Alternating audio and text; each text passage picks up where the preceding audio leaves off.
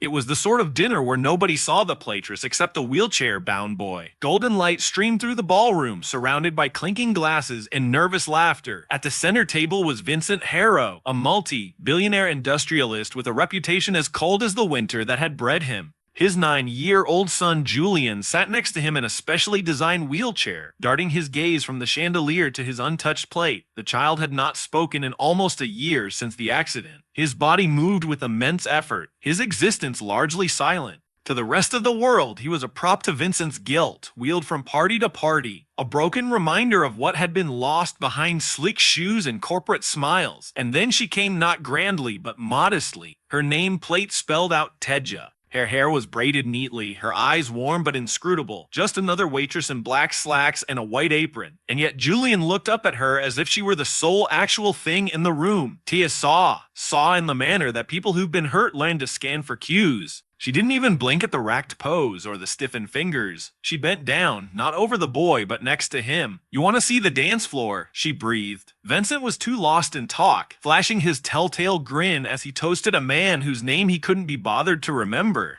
But Julian nodded. Tia did not ask his permission. It began with music, a slow jazz melody that only rippled on the surface of the room. But for Julian, it was thunder. Tia pushed his chair to the edge of the floor, then rested her hand on top of his. "Let me lead," she whispered. His eyes went wide. No one had ever asked him to lead anything since the accident. His fingers fluttered. Tia led. They walked in a stately rhythm. Not elegant, not choreographed, but genuine. She moved with him, not around him, only guiding when necessary. His a lead. Julian let out a noise, a half laugh, a half sob, and someone nearby glanced over. Then more did too. The room came to a stop. Vincent's eyes snapped up, confused at first, then appalled, because for that one moment his son wasn't shattered. He was alive. When the music ended, applause broke out, hesitant and tentative. Vincent rose, uncertain whether to be proud or ashamed. He walked over to Tia, face impassive. "Who said you could do that?" he snapped. Tia didn't take a step back. He did. Vincent's jaw hardened. "Do you know who I am?" Tia regarded him with a mix of pity and determination. "Do you know who he is?" The room fell, silent once more. Later that evening, Vincent replayed the security tape repeatedly, not of the dance, but of his son's face while he danced. Something broke inside him, not shattered. Just broke. The following day, he gave money to Tia, a promotion, a PR job, a new beginning. She declined. "You can't purchase what you felt last night," she told him. "That's not available." Weeks went by. Julian resumed speech therapy on his own. Sometimes he inquired about Tia, but she had quietly quit after that night. No forwarding address, no farewell. Vincent tried to find her. He couldn't. The woman who reminded him that his son was still locked within himself had gone missing like a truth he hadn't wanted to see.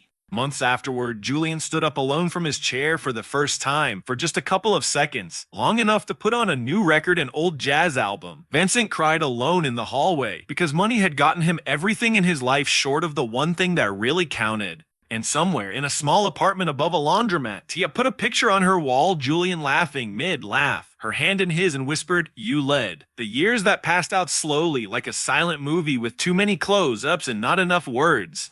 Julian's progress was constant, though not a miracle. He still used his chair on some days, still wrestled with words, but his will that was different. Tia had opened something in him that doctors couldn't touch. Vincent attempted to be the father he should have been, present, attentive, human, but it was difficult. Years of shutting himself down had hardened areas of his soul. The world continued to perceive him as the impenetrable billionaire, yet within him he was tormented by a mere dance, and the woman who had disappeared like a wisp of smoke from a candle. He sent investigators out, stealthily, no headlines. No scandals, just one name, Tia Monroe. All of the leads were cold. No trail at the bank, no Facebook, no work history since that night, as if she had deliberately vanished. Until one spring afternoon. Julian was 16 then, tall, gangly, reserved as ever. They were going to a tiny art fundraiser, a commitment Vincent made, and nearly forgot. Julian had insisted they attend. "There's something I want to see," he'd said. Vincent had thought it was about the paintings, but it wasn't.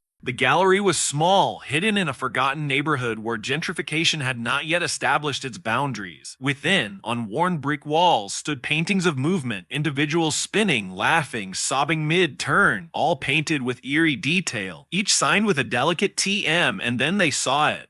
a painting of a ballroom, a chandelier, a woman in waitress garb holding hands with a boy in a wheelchair mid-dance. The expression on the boy's face was unmistakable. Freedom. Vincent froze. Julian stepped forward, touching the canvas gently, like it was sacred. She's here, he whispered. A soft voice behind them replied, I'm always here. Tia had matured gracefully, lines etched deeper, eyes smarter. She dressed in paint, stained jeans, and a linen shirt, no longer a waitress, but still as earthy. Vincent spun around. Why did you leave? Tia cocked her head. Because I had given as much as was required. You needed time to learn. He needed to grow without a shadow. Julian smiled. It was infrequent. I never forgot. Tia smiled too. Neither did I. They sat on a creaky bench within the gallery. No cameras. No press. Just three individuals who had bumped into one another once, in a moment that turned their lives upside down. Vincent at last asked, was it all staged? The dance? Tia chuckled softly. No, it was a sensation. Sometimes you listen to your heart, even when the world says otherwise. They remained until the gallery shut. That evening, Vincent signed a personal check to finance free art therapy classes in urban schools. Not in his name, but hers. Julian, preparing to apply to college, decided he needed to major in expressive arts therapy. Tia never sought celebrity, never pursued recognition. But decades later in a museum, a child in a wheelchair would come to a stop before a particular painting, the one of the boy and the waitress. And the inscription would say, to the ones who dance through pain, who lead with love, and who remind the world that healing isn't always loud. Years went by, but that gallery moment ended up being something more, inscribed in all three of their lives like a page that no one ever had the courage to turn beyond. Vincent didn't wake up a different man one morning, but he eased in spots that were. Once iron stiff, he spoke softer, he moved slower. And he learned at last how to listen not to boardrooms or analysts, but to people. Julian flourished in college. His body still had its finite limits, but his mind, his soul, those were limitless. He painted frequently, in the same bold, exposed brushstrokes Tia used to make. But he didn't paint for gallery walls. He hung his pieces in rehab facilities, children's hospitals, and community shelters. Those places where people didn't have to be impressed, they had to be seen. And Tia, she was still a legend in the city. Her gallery remained small. Her work remained unpurchased. They came in shattered, and they left healed, altered somehow. Even though they didn't understand why, she never appeared publicly, never granted interviews, never accepted accolades. But she received letters, emails, humble testimonials from strangers whose children started smiling again after visiting her studio. She responded to each of them. Then, on Julian's college graduation day, he'd skipped the ceremony for a community program. He came back to the gallery holding a folded sheet of paper, a letter. He gave it to Tia and waited nervously. She unfolded it, read, eyes full. Vincent observed from the sidelines. The note said nothing more than, "Nee, you didn't just teach me to dance. You taught me how to feel. You are the reason I walk with purpose. You are the voice I hear when the world gets too loud. Thank you for loving me before I could love myself." Tia creased the letter and put it in a drawer already full of such notes. But this one she'd keep front and center, just in case the doubts ever returned. She glanced at Julian. So, what now? Julian smiled. Now, we paint. And they did. Tia and Julian founded a program that took creative therapy to underserved youth with physical or emotional disabilities. They went to schools, prisons, shelters, no spotlight, no fanfare, just easels, music, and quiet change. Vincent, he gave annually. But better still, he came, quietly, usually in the back, where he could observe without drawing attention. Sometimes he assisted with cleanup. Occasionally, he simply listened. He never again used the title of billionaire. Not because he'd lost his wealth, but because it no longer described him. He was now just Julian's father. Just a man who'd entered a ballroom hoping to judge the world and exited the world having realized the world had judged him and found him lacking. Decades later, when Tia died, the city grieved in a silence deeper than any parade. Julian gave the last speech at her memorial service. He stood behind one piece of canvas, a white one. She gave me everything, he said, and demanded nothing.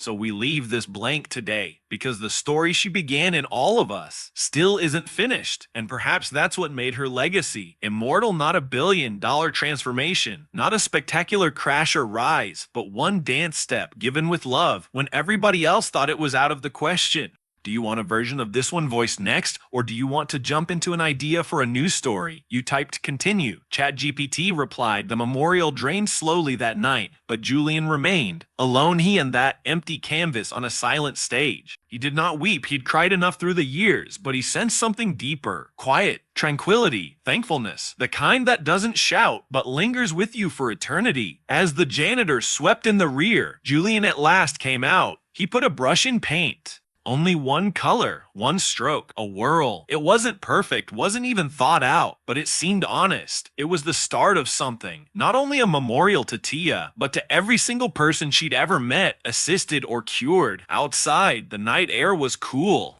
People stood in small clusters, sharing quiet stories about the woman who had changed their lives. Some had only met her once, others had known her for decades. But they all said the same thing. She made me feel like I mattered. Vincent finally joined them. He did not talk much. He merely smiled as people spoke of her like one of their own family, and in some sense she was. One of the reporters attempted to corner Julian as he exited. "What's next for the foundation?" she asked. "Now that the heart of it is gone." Julian stopped, watched her with the same tranquility his father had once found so frightening. "The heart's not gone," he told her. "She just shared it with the rest of us." And then he left. At the gallery, later renamed the Tia Wells Collective, kids painted wildly on the walls. Not paintings, walls. It was what Tia would have desired. No limits, no boundaries, just dirty, raw, gorgeous expression. Julian entered, nodded at the new director, and rolled up his sleeves. He wasn't the boy who needed healing anymore. He was the one giving it away now. Outside, a little girl in a wheelchair tapped her fingers to a silent rhythm no one else could see. A young volunteer knelt next to her and asked softly, "Wanna dance?" She nodded. And somewhere, deep in the quiet of memory and hope and all that lay between, you could almost hear Tia's voice whisper, "Let them lead." As the music wafted through the gallery's open doors, more children came. Some walked, some rolled, some staggered, but all of them danced. No choreography, no rules, just movement, just freedom. The small girl who choreographed the dance laughed, a laugh. So innocent, it brought the veteran volunteers to tears. Julian stood in the doorway, arms loosely crossed, as he observed life Tia once imagined now unfolding before his eyes. Not in sweeping gestures or newsfeed headlines, but in these small, holy moments. The ones that never reach feeds, yet change the course of history. Vincent came up behind him, putting a hand on the shoulder of his son. "She'd be proud," he said. Julian didn't flinch. He continued to watch the children. "She is proud," he said. "She's right here." They stood there in silence for some time. There were no more words to be said. Father and son, two men who had been broken in some manner, now made complete by the quiet company of a legacy constructed not on power or riches, but on grace and love. In the background, a young adult had painted a mural. It was bright, frenetic, energetic, and at its center, a woman's outline. No face, no name, just a silhouette, arms outstretched. Above that, she'd written a quote, "Tone, the world changes when we let others lead." It wasn't signed. It didn't need to be, because everyone who entered that gallery knew where it originated, and in each stroke, each step, each small act of bravery, Tia still danced. The night finally became still. Parents corralled children, volunteers collapsed chairs, and the lights went out within the gallery. But Julian remained behind once more, just as his father used to do, sitting alone with memory and silence. He strolled the gallery slowly, noticing each work of art. None of them were flawless. Most of them had smudges, crooked lines, crazy color splatters, but that was the beauty. Tia had always said that healing was messy. That phrase wasn't supposed to be contained, just felt. And these walls, adorned with bold art from shaky hands, were testament that her vision existed. In the corner of the room, he saw a tiny canvas with no signature, just a whirl, one brush. Exactly like he'd done after her funeral. He smiled. Someone had replicated it, or perhaps continued it. Outside, a gentle rain was falling. Not cold or bitter, but soft, cleansing, like a whispered blessing. Vincent stood beside the car, observing his son through the windshield. He didn't push him. He understood that grief came in its own time. And so did peace. Julian eventually got out and gazed up at the clouds. Let the rain hit his face. It was a baptism of a kind, not religious, but spiritual. A last cleansing of the pain that he once carried around like a shield. "You ready?" Vincent asked softly. Julian nodded. As they sped away, the sign above the gallery flashed one final time for the evening. Tia Wells Collective, art, healing, hope, and inside, gold, framed, hung the last ever picture of her. She wasn't smiling, she was laughing. That last picture of Tia, the laughing picture, became something of an icon. It wasn't posed, it wasn't photoshopped from a special event or special moment. It was taken by a kid on a chaotic art day, after Tia had poured paint on her skirt and shrugged like it didn't faze her. The laugh was genuine, deep-bodied, eyes shut tight, head thrown back. The kind of laugh that included everyone else. Julian used to despise this photograph. It was too much of what was lost. But now, hung in the center of the gallery, it seemed like a beacon that would never fade. Months went by, seasons changed, but the Tia Wells Collective continued to gain momentum. Teachers brought their children, therapists brought their patients. Rich donors, who had previously only cared about tax deductions, now sat on the gallery floor with kids and painted alongside them. Nobody was better than anyone. That was Tia's rule, and Tia's rules still was. Julian evolved beyond curator. He evolved into mentor, guide, never, however, the center of attention. He had learned from Tia that real power did not rest in being noticed. It rested in making other people feel noticed. One night, a woman came up to him. She was holding the hand of her son. He was non-verbal, wheelchair, bound, but his eyes were bright with mischief and sparkle. "Are you the person who is in charge here?" she asked. Julian smiled. "No, she does," he replied, pointing to the photograph. The woman gazed at the photo and softly spoke, "Thank you." Then to her son, "Want to show him your painting?" The boy rolled forward, holding high a canvas of vibrant blocks of color and a single small figure in the corner. A waitress, arms extended, letting a small boy guide a dance. Julian stiffened. He understood what the painting represented, and for the first time in a while, he allowed himself to tear up, neither from sorrow but from wonder. Because in some way, Tia's tale had touched even those who hadn't known her, and they were retelling it in their own words. So the boy pinned the canvas to the wall, and Julian did not request a title. He simply put it up, quietly, with reverence, next to all the others. It didn't require explanation. It belonged. And outside, under the gentle evening air, as wind snapped the gallery banners and laughter reverberated from the courtyard, the world just kept turning. But within that room, within each brushstroke, each dance step, each act of bravery, Tia was still ahead. Years later, much beyond the time that the gallery had grown and developed into a national foundation with programs throughout the country, a reporter visited to pen a feature article. She spoke with the staff, with the children, with the volunteers, even the janitor who'd been working there since the very first opening night. But when she met with Julian, older now, quieter, more measured in his speech, she posed the one question that everyone else had been too manners, bound to voice aloud. Why her, of all the others you could have honored? Why does Tia's tale still propel all that you do? Julian stared at her for a long time. He got up, took her to the far wall of the old building, the one they had never repainted. The bricks were weathered, softened by touch and time. In the middle was that same swirl he painted on the day she died. Surrounding it, dozens of new swirls had been added over the years by kids, by parents, by strangers who got what it was. She looked at people, he said at last, not their pain or their potential. She looked at the in-between, the stuff most of us are too busy or too afraid to see. She looked at the fact that my father wasn't simply rich, he was mourning, that I wasn't simply a child, I was adrift, that even a moment like a dance could change something. The journalist took notes but kept looking up, clearly shaken. Julian went on. Most people create legacies financially. Tia created hers in an instant, and somehow that was enough to alter a man like Vincent Sterling. The reporter's eye narrowed. Vincent Sterling, the billionaire investor. Julian nodded. Yeah, the guy who believed the world could only be mended with authority. Until one evening a waitress allowed his son to initiate a dance move, and lo, he saw the world differently. She blinked, obviously surprised. And what became of him? He pays for this establishment, behind the scenes, never requests his name placed on anything. And you, Julian smiled. I simply ensure no one ever forgets her. Not because it was public, but because it was true. And in quiet corners of the world, children still dance, still paint, still lead, because someone once made space for them to believe they could. And in a small nursing home on the edge of Savannah, an old man sat in a sunny room, his suit still crisp, his cane gleaming, although his body had grown slow with age. A nurse came in, cradling a small pile of letters. Fan mail, they said. He grinned at the humor.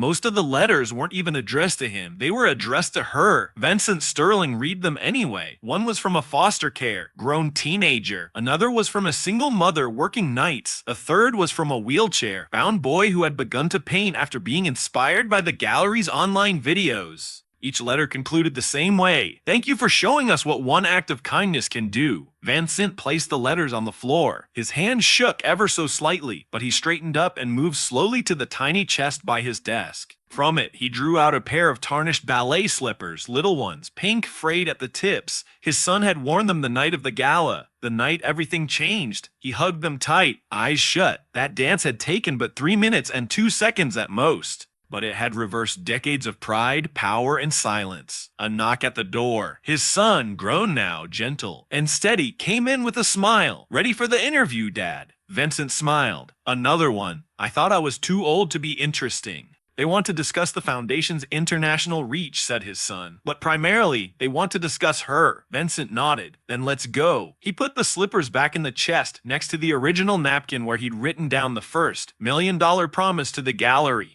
On the reverse of it, in Tia's script, were 4 plain words, let them lead first. The phrase was the Foundation's slogan, inscribed on every plaque, every painting, every new structure. But to Vincent, it was something else entirely. It was a mirror.